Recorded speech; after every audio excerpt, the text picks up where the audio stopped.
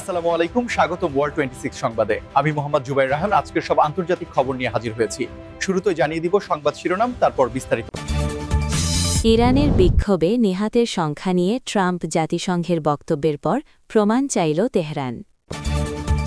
কূটনীতি নাকি অস্ত্র, মুখোমুখি যুক্তরাষ্ট্র ইরান, মধ্যপ্রাচ্যে যুদ্ধের কালো মেঘ।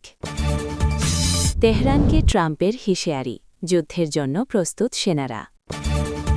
যুদ্ধবিধ্বস্ত গাজায় ঝুঁকি নিয়ে চাষাবাদ চালাচ্ছেন কৃষকরা। 4 বছর পরও ইউক্রেন যুদ্ধে ভুল হিসাবের মাশুল দিচ্ছে রাশিয়া। আপনি যদি ইসরায়েলের ধ্বংস চান এবং মুসলিমদের বিজয় চান, তাহলে ভিডিওটিতে একটি লাইক ও চ্যানেলটি সাবস্ক্রাইব করে যাবেন। আসসালামু আলাইকুম, স্বাগতম জানাচ্ছি ওয়ার্ল্ড 26 সংবাদে। আমি মোহাম্মদ জুবাইর রহমান। এতক্ষণ শুনছিলেন সংবাদ শিরোনাম, এবার বিস্তারিত। আন্তর্জাতিক অঙ্গনে বর্তমানে সবচেয়ে আলোচিত বিষয়গুলোর একটি হল তথ্য এবং পরিসংখ্যানের সঠিকতা নিয়ে বিভিন্ন পরাশক্তির মধ্যকার প্রকাশ্য স্নায়ুযুদ্ধ, যার একটি বড় উদাহরণ আমরা দেখতে পাচ্ছি ইরানের সাম্প্রতিক ঘটনাবলীর ক্ষেত্রে, যেখানে জাতিসংঘ এবং যুক্তরাষ্ট্রের পক্ষ থেকে দেওয়া হতাহতের পরিসংখ্যানকে সরাসরি প্রত্যাখ্যান করে সুস্পষ্ট প্রমাণ দাবি করেছে তেহরান। বন্ধুরা, আপনারা নিশ্চয়ই জানেন যে আধিক কূটনীতিতে তথ্য শুধুমাত্র একটি সাধারণ পরিসংখ্যান নয়, বরং এটি আন্তর্জাতিক সম্প্রদায়ের কাছে একটি দেশের ভাবমূর্তি তৈরি বা নষ্ট করার অন্যতম প্রধান হাতিয়ার। আর ঠিক এই কারণেই তেহরানের এই প্রমাণ চাওয়ার বিষয়টি আন্তর্জাতিক রাজনীতিতে একটি নতুন মাত্রার যোগ করেছে। সাম্প্রতিক সময়ে ইরানে ঘটে যাওয়া বিভিন্ন সামাজিক অস্থিরতা এবং নাগরিক আন্দোলনের প্রেক্ষিতে আন্তর্জাতিক মানবাধিকার সংস্থাগুলো এবং জাতিসংঘের বিভিন্ন পর্যায় থেকে বেশ কিছু রিপোর্ট প্রকাশ করা হয়, যেখানে দাবি করা হয় যে এই অস্থিরতা মোকাবিলা করতে গিয়ে বহু সংখ্যক মানুষের প্রাণহানি ঘটেছে। এবং ঠিক একই সুরে মার্কিন প্রশাসন, বিশেষ করে ডোনাল্ড ট্রাম্পের পক্ষ থেকেও অত্যন্ত কড়া ভাষায় এই পরিসংখ্যানগুলোকে উদ্ধৃত করে তেহরানের তীব্র সমালোচনা করা হয়।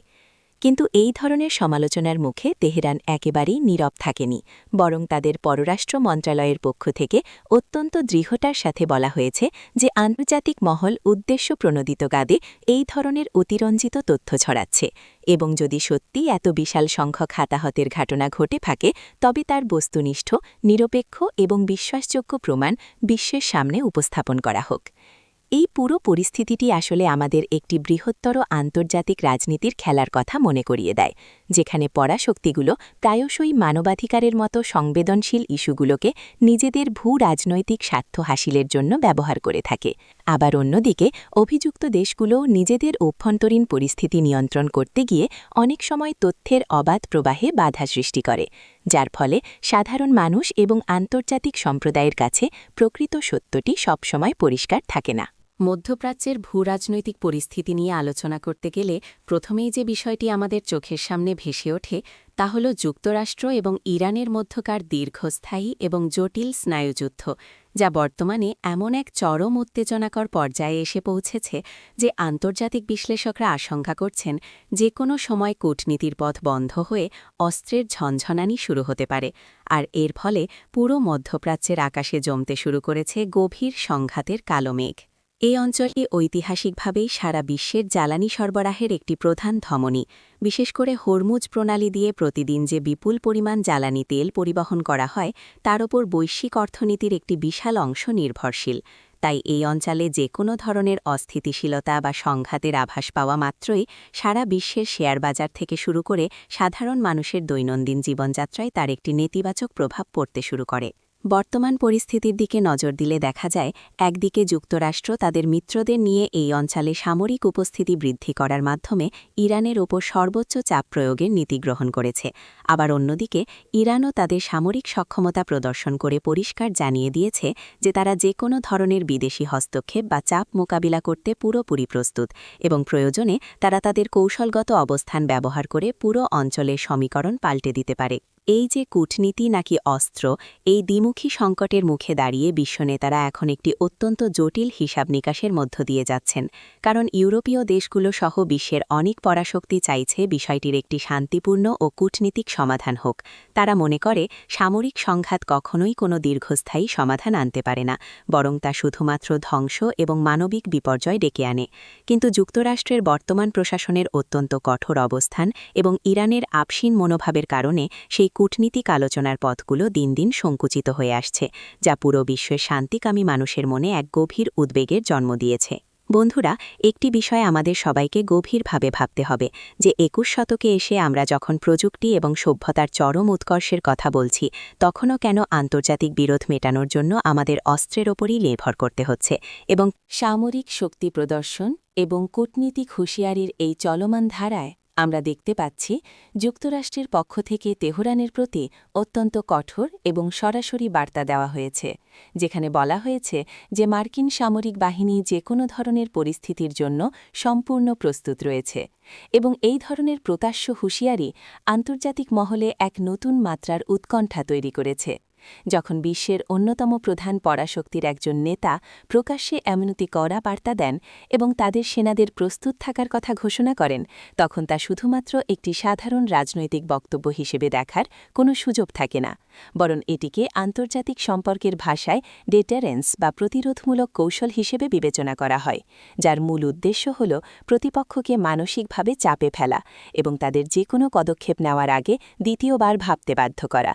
তবে সামরিক বিশেষজ্ঞরা মনে করেন এই ধরনের উচ্চমাত্রার হুমকি এবং সামরিক মহড়া অনেক সময় ভুল বোঝাবুঝির জন্ম দিতে পারে, কারণ যখন দুই পক্ষের সেনারাই অত্যন্ত সতর্ক অবস্থায় একেবারে মুখোমুখি অবস্থানে থাকে, তখন সামান্য একটি দুর্ঘটনা বা কৌশলগত ভুল সিদ্ধান্ত একটি বড় ধরনের অনাকাঙ্ক্ষিত সংঘাতের সূত্রপাত করতে পারে, যা হয়তো কোনো পক্ষই প্রাথমিকভাবে চায়নি।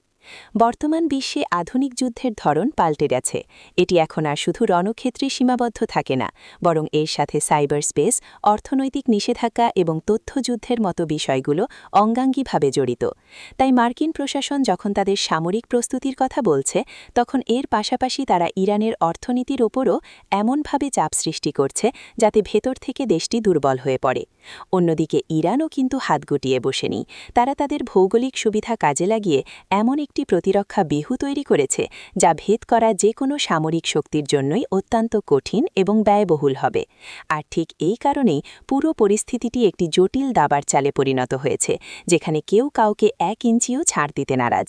দর্শক, আপনারা যারা আন্তর্জাতিক সামরিক কৌশল নিয়ে আগ্রহী, তারা নিশ্চয়ই বুঝবেন যে এই ধরনের সামরিক উত্তেজনার সময় সাধারণ নাগরিকদের মনে যে ভীতির সঞ্চার হয়, তা একটি দেশের অভ্যন্তরীণ স্থিতিশীলতার জন্যও অনেক বড় একটি চ্যালেঞ্জ।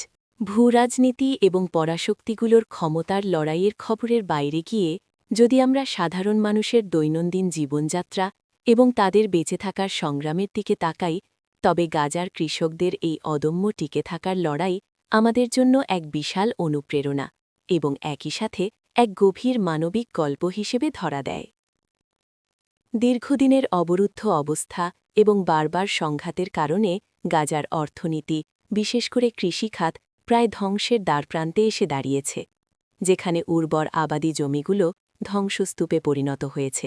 সেচের জন্য প্রয়োজনীয় বিশুদ্ধ পানির তীব্র সংকট দেখা দিয়েছে এবং কৃষিকাজের জন্য অতি প্রয়োজনীয় সার বা বীজের সরবরাহ প্রায় নেই বললেই চলে। কিন্তু এত সব অভাব, প্রতিকূলতা এবং প্রতিনিয়ত মাথার ওপর ঘুরে বেড়ানো নিরাপত্তা ঝুঁকির পরও গাজার কৃষকরা হাল ছেড়ে দেননি। তারা জীবনের ঝুঁকি নিয়ে প্রতিদিন মাঠে যাচ্ছেন, কারণ তারা জানেন যে যদি তারা ফসল ফলাতে না পারেন, তবে তাদের পরিবার এবং পুরো সম্প্রদায়ের জন্য খাদ্য নিরাপত্তা নিশ্চিত করা একেবারেই অসম্ভব হয়ে পড়বে। এই মানুষগুলোর কাছে চাষাবাদ শুধু একটি পেশা নয়, এটি তাদের টিকে থাকার একটি নীরব প্রতিবাদ, যেখানে তারা প্রমাণ করে দিচ্ছেন যে মানুষের বাঁচার ইচ্ছা এবং মাটির প্রতি ভালোবাসা কোনো গোলাবারুদ দিয়েই চিরতরে ধ্বংস করে দেওয়া যায় না। আন্তর্জাতিক বিভিন্ন সাহায্য সংস্থাগুলো প্রতিনিয়ত এই পরিস্থিতির ভয়াবহতা তুলে ধরে বলছে যে সংঘাতপূর্ণ এলাকাগুলোতে কৃষিখাতকে বাঁচিয়ে রাখা না গেলে সেখানে দীর্ঘমেয়াদী দুর্ভিক্ষ এবং পুষ্টিহীনতার মতো ভয়াবহ বিপর্যয় নেমে আসবে। যা প্রজন্মের পর প্রজন্মকে পঙ্গু করে দিতে পারে।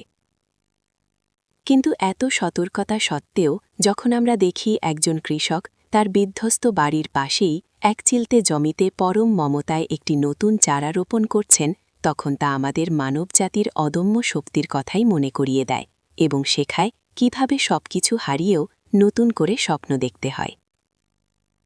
আন্তর্জাতিক সংঘাত এবং সামরিক কৌশলের ইতিহাসে গত 4 বছরের ইউক্রেন পরিস্থিতি একটি অন্যতম বড় এবং গুরুত্বপূর্ণ শিক্ষণীয় অধ্যায় হয়ে উঠেছে, যেখানে প্রাথমিক কৌশলগত হিসাব নিকাশের একটি বড় ভুল কিভাবে একটি বিশাল পরাশক্তিকে দীর্ঘস্থায়ী এবং অত্যন্ত জটিল একটি পরিস্থিতির দিকে ঠেলে দিতে পারে তার বাস্তব প্রমাণ আমরা এখন রাশিয়ার বর্তমান অবস্থার দিকে তাকালেই দেখতে পাই। 2022 সালের ফেব্রুয়ারিতে যখন এই সংঘাতের সূচনা হয়েছিল, তখন অনেকেই, এমনকি খোদ মস্কোর নীতিনির্ধারকরাও হয়তো ভেবেছিলেন যে এটি খুব অল্প সময়ের একটি সামরিক অভিযান হবে এবং তারা খুব সহজেই তাদের কাঙ্ক্ষিত লক্ষ্য অর্জন করতে সক্ষম হবে। কিন্তু বাস্তব পরিস্থিতি যে কতটা ভিন্ন হতে পারে তা গত 4 বছরের দীর্ঘস্থায়ী প্রতিরোধ এবং বৈশ্বিক প্রতিক্রিয়ার মাধ্যমে অত্যন্ত স্পষ্টভাবে প্রমাণিত হয়েছে। ইউক্রেনের সাধারণ মানুষ এবং তাদের সামরিক বাহিনীর প্রবল প্রতিরোধ, পাশাপাশি পশ্চিমা বিশ্ব এবং তাদের মিত্রদের নজিরবিহীন সামরিক, অর্থনৈতিক এবং লজিস্টিক্যাল সহায়তার কারণে এই যুদ্ধ এমন একটি রূপ নিয়েছে যা আধুনিক যুগে আগে কখনো দেখা যায়নি, যেখানে ড্রোন প্রযুক্তি, স্যাটেলাইট কমিউনিকেশন এবং সাইবার স্পেসের মতো বিষয়গুলো ঐতিহ্যবাহী সামরিক শক্তির সাথে পাল্লা দিয়ে যুদ্ধের মোড় ঘুরিয়ে দিয়েছে। অন্যদিকে এই দীর্ঘস্থায়ী সংঘাতের ফলে রাশিয়ার অর্থনীতিকে এক চরম চ্যালেঞ্জের মুখোমুখি হতে হয়েছে, কারণ তাদের উপর পশ্চিমা দেশগুলোর আরোপিত কঠোর অর্থনৈতিক নিষেধাজ্ঞার কারণে তারা তাদের ঐতিহ্যবাহী ইউরোপীয় বাজার হারিয়েছে এবং তাদের বৈশ্বিক বাণিজ্য সরবরাহ শৃঙ্খলে এক বড় ধরনের ব্যাঘাত ঘটেছে, যার ফলে বাধ্য হয়ে তাদের এখন এশিয়া এবং অন্যান্য বিকল্প বাজারের দিকে ঝুঁকতে হচ্ছে। শুধু অর্থনৈতিক দিক থেকেই নয়, এই 4 বছরে রাশিয়াকে তাদের বিপুল সংখ্যক সামরিক সরঞ্জাম এবং জনবলের ক্ষয়ক্ষতির সম্মুখীন হতে হয়েছে, যা পুনর্গঠন করা একটি দীর্ঘমেয়াদী এবং ব্যয়বহুল প্রক্রিয়া। আর এই পুরো বিষয়টি তাদের অভ্যন্তরীণ অর্থনীতি এবং সাধারণ মানুষের জীবনযাত্রার উপরও একটি নীরব কিন্তু গভীর চাপ সৃষ্টি করছে।